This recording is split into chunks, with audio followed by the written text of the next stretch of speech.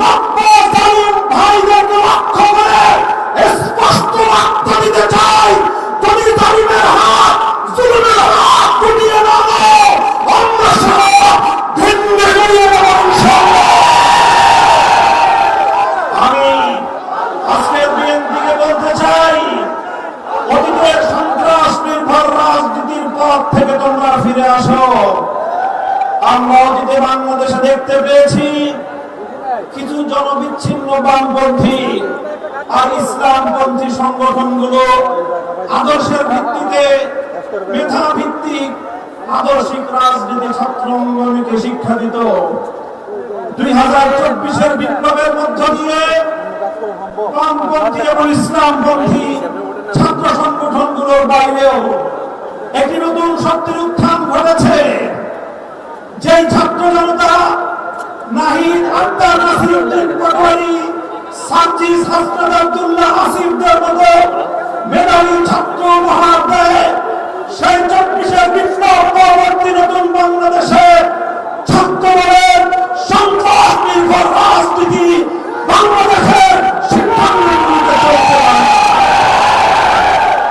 আমি আমার বিশেষ করে কওমি অঙ্গনের ছাত্র জনতার একটি কথা স্মরণ করিয়ে বলতে চাই, 24-এর বিপ্লবে যখন আমাদের বাংলাদেশের মাদ্রাসাগুলো থেকে আলাউল পাখির মতো থাকে থাকে ছাত্ররা নেমে এসেছিল, সেদিন সাংবাদিকরা তাদেরকে প্রশ্ন করেছিল, তোমরা কেন এসেছ? তোমরা তো কোথাও চাও না, তোমাদের তো সরকারের চাকরির প্রয়োজন নেই, তবে তোমরা কেন রাজপথে নেমেছ?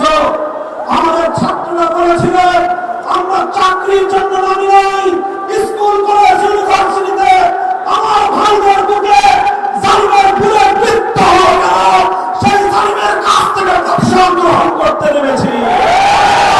আমি আবার সে কথার পুনরাবৃত্তি করছি, মনে রাখবেন, বাংলাদেশের যেখানে জুলুম হবে, যেখানে জালিমের হাত উত্থিত হবে, নাসিরউদ্দিন পাটোয়ারি ভাই আমরা বলি, আমার মাদ্রাসাগুলো থেকে আমি রাজপথে নেমে আসবে ইনশাআল্লাহ।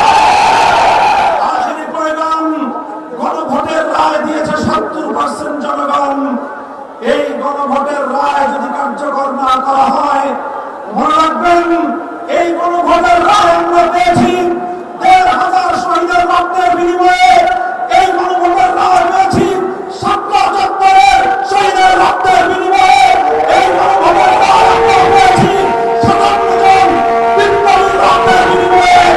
যদি সেই রক্তের সঙ্গে গাদ্দারি করা হয়, আমরা রক্তের সম্মান রক্ষা করার শপথ গ্রহণ করতে চাই। নাসরুম মিনাল্লাহি ওয়া ফাতহুন করিম ওয়া আখিরু দাওয়ানা আলহামদুলিল্লাহি রাব্বিল আলামিন।